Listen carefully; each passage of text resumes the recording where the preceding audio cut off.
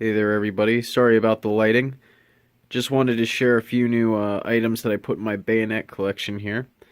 I got a couple new frogs over there on the left, a few postcards, couple pictures, cigarette cards, and a practice bayonet there, a fencing bayonet. Let's go ahead and start here on the left.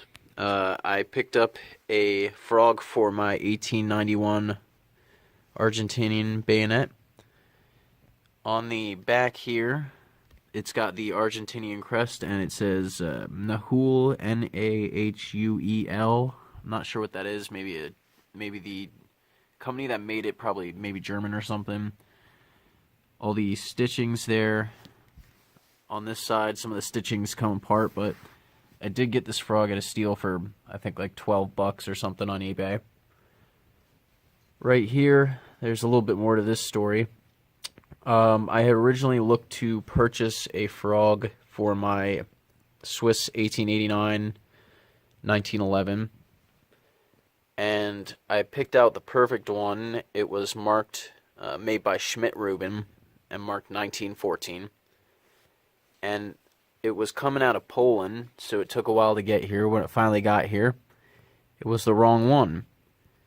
This was one that was up for sale by the same guy. This one was a little bit more expensive than the one that I ordered, but it's not what I ordered. However, it's in pretty great condition.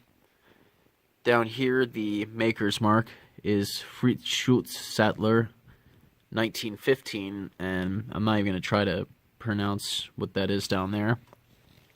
But it's all original, the stitching's great. The only thing is that, you know, it's for the 1889 family, but you can tell that it was probably used on a 1914 Pioneer bayonet, you know, with sawbacks, because there's a lot of room down there. It wobbles around. But overall, it's alright. I didn't want to send it back because that would take forever. Let's take a look at the postcards that I got here. At the top, you can see these are, I think, fairly common postcards. You'll see right there that it has that little circle right there says Chicago War Press or something like that. So these were pressed out in fairly large quantities, I'd assume. Looking at the top here, it says Cold Steel U.S. Marines First Hand Battle. And on the back's the postcard part. This one is not a Chicago War Press one, actually. Oh wait, yeah, it is right here. This is the one that's not the Chicago War Press one. So I got 3 of those. This one shows General Pershing and General D'Esprit. Down here, fairly common image I've seen all over the internet. German Charge fixed bayonets. Bought that one because I, kind of enjoy that image. So over here we have this is the Ein front, and they are showing the colors, and it's a troop review. Here I picked up a postcard from Fort Dix, New Jersey. I picked that up because my grandfather trained there. This one actually has a little bit of writing on the back. It's always cool to, this just says, "How is everybody?"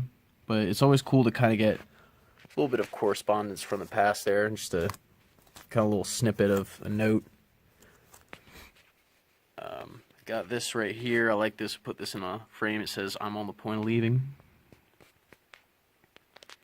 Down here, this is pretty cool. Pictures of what appears to be some U.S. soldiers there.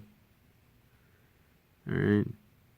You can see this guy must be borrowing that rifle because he's also got another bayonet right there on his hip.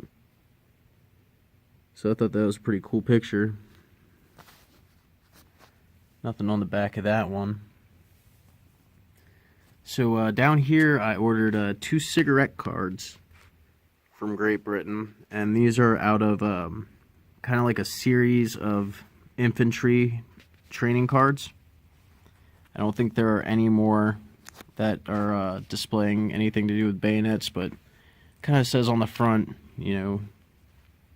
unfixing bayonets to fix bayonets from the order, and then on back it actually gives the instructions on how you're supposed to do that.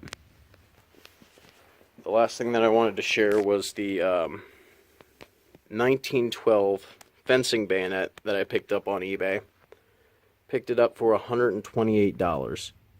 And, you know, these things are, I think they're fairly rare. And I thought that price was really good because I've had this on my wish list for quite a while. Just kind of a cool thing for a collector to have, I think. You can see all these are marked by Rock Island Arsenal with 1914 stamped on there. I can't make out what that is exactly, WM5 or something like that. And on the back, we have CB. Now, that might be the initials of the inspector. As you can see, all of the leather is in pretty good condition. All the stitching is there.